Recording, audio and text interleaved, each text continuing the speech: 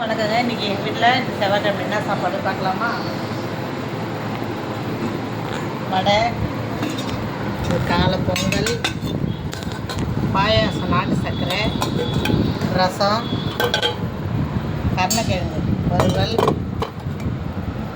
தேங்காய் போட்டு வெண்டைக்காய் பொரியல், மோர் குழம்பு,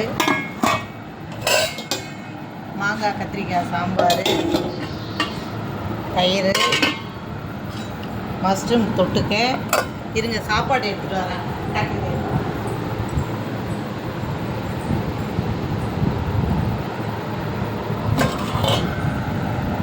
எப்படி சாதம் இப்போ சுட சுட சாதம்.